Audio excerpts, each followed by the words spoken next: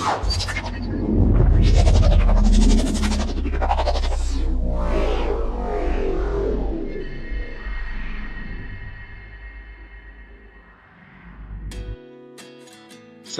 warahmatullahi wabarakatuh. Selamat pagi, selamat siang, selamat sore, selamat malam bagi teman-teman semua dimanapun Anda berada. Jumpa lagi dengan Pak Minardi di channel Belajar Fisika. Pada kesempatan ini saya akan mencoba menjawab pertanyaan dari teman-teman guru yang terkait dengan peran guru dalam pelaksanaan proyek penguatan profil pelajar Pancasila atau P5. Oke teman-teman semua, jadi mungkin ini khusus atau channel ini video ini akan cocok buat teman-teman yang guru mata pelajaran. Oke teman-teman semua, jadi pada dasarnya proyek penguatan profil pelajar Pancasila itu mengambil jamnya dari hampir setiap mata pelajaran. Jadi antara 25 sampai 30% dari mapel itu diambil untuk pelaksanaan P5. Sehingga misal yang tadinya guru fisika itu ngajarnya itu 3 jam per pekan, maka jatahnya itu akan terambil. Sekitar 30% terambil untuk pelaksanaan P5 tersebut. Kalau di kurikulum 2013 itu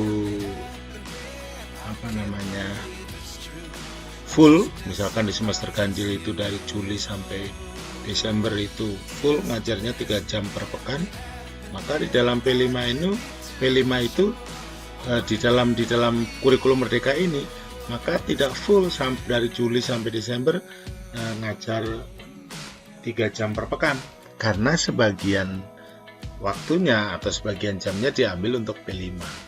Sehingga guru harus berperan di dalam pelaksanaan P5 untuk menutup kewajibannya sebanyak yang harusnya 3 jam per pekan tadi. Oke, lalu apa saja yang harus dilakukan oleh guru di dalam pelaksanaan P5? Yang pertama diantaranya bahwa guru tersebut berperan sebagai perencana proyek. Artinya guru di dalam proyek P5, di dalam pelaksanaan P5 tersebut harus melakukan perencanaan dari sisi tujuan, kemudian membuat perencanaan dalam alur kegiatan, kemudian merencanakan juga tentang strategi apa yang akan dilaksanakan untuk pelaksanaan P5 tersebut, serta selama proses pelaksanaan P5 tersebut maka harus dilakukan asesmen. Jadi itu perencanaan proyek itu sesuatu yang sangat penting yang harus dilakukan oleh guru pendamping dari P5. Jadi semua guru mata pelajaran harus bisa melakukan membuat perencanaan proyek tersebut. Kemudian yang kedua, guru mata pelajaran di sini di dalam P5 berfungsi sebagai seorang fasilitator. Artinya bahwa guru tersebut harus memfasilitasi peserta didik dalam menjalankan proyek yang sesuai dengan minatnya, dengan pilihan cara belajar dan produk belajar yang sesuai dengan preferensi peserta didik. Jadi fungsi guru di sini sebagai seorang fasilitator, memfasilitasi apa yang diinginkan, apa yang diperlukan, apa yang menjadi tujuan oleh peserta didik dalam melakukan proyeknya. Kemudian yang ketiga, fungsi guru di sini bahwa di dalam pelaksanaan proyek penguatan profil pelajar Pancasila itu bahwa guru tersebut berfungsi sebagai seorang pendamping. Artinya apa? Bahwa guru tersebut bisa melakukan pembimbingan terhadap peserta didik dalam menjalankan proyek. Barangkali ada peserta didik yang bingung, maka bisa dilakukan pembimbingan. Kemudian guru mata pelajaran juga bisa membimbing terhadap peserta didik dalam menemukan isu yang relevan, yang cocok apa, untuk menyelesaikan proyek tersebut, serta mengarahkan peserta didik dalam melaksanakan aksi yang berkelanjutan. Jadi disitulah fungsi sebagai seorang guru mata pelajaran di dalam pelaksanaan P5 itu, dia harus bisa berfungsi sebagai seorang pendamping. Itu ya teman-teman. Kemudian berikutnya bahwa guru itu juga berfungsi sebagai seorang supervisor dan konsultan. Artinya apa?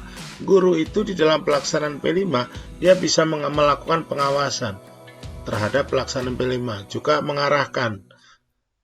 Jadi mengawasi anak-anak atau murid-murid, mengarahkan anak-anak dalam pencapaian proyek biar tidak gagal proyeknya. Kemudian memberikan saran, boleh seorang guru itu memberikan saran tapi tidak mendikte ya, hanya saran. Kemudian juga masukan agar tujuan itu tercapai.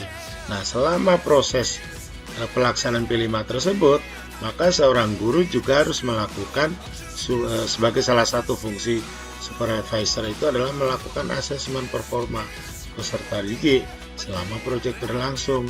Jangan sampai ada peserta didik yang di dalam kelompoknya tidak terlibat sama sekali, hanya mengandalkan temannya yang aktif. Nah, di sini dibutuhkan asesmen sehingga diharapkan seluruh peserta didik itu bisa memiliki performa yang bagus di dalam pelaksanaan proyek tersebut.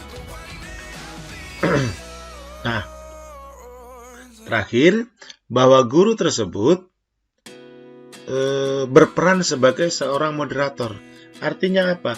Bahwa di dalam diskusi-diskusi yang dilakukan oleh dalam satu kelompok ataupun antar kelompok di dalam kelas misalnya, maka yang menjadi moderator itu adalah guru. Guru melakukan pemanduan atau memandu peserta didik dalam berbagai aktivitas diskusi, sehingga diskusi itu berjalan secara baik antara satu peserta didik dengan peserta didik yang lain itu bisa mendapatkan kesempatan yang sama untuk menyampaikan pendapat, bertanya, atau dan lain sebagainya. Intinya bahwa melalui moderator yang baik, maka akan terjadi diskusi yang baik. Setiap peserta didik akan memiliki kesempatan untuk berpikir kritis dengan baik. Nah, itulah teman-teman semua tentang peran guru di dalam pelaksanaan proyek penguatan profil Pancasila. Semoga melalui penjelasan yang singkat ini bisa dipahami dengan baik.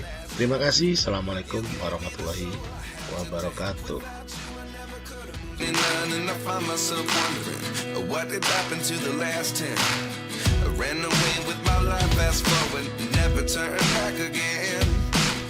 It's kind of funny that the more we pass time, the more we need to set the rewind.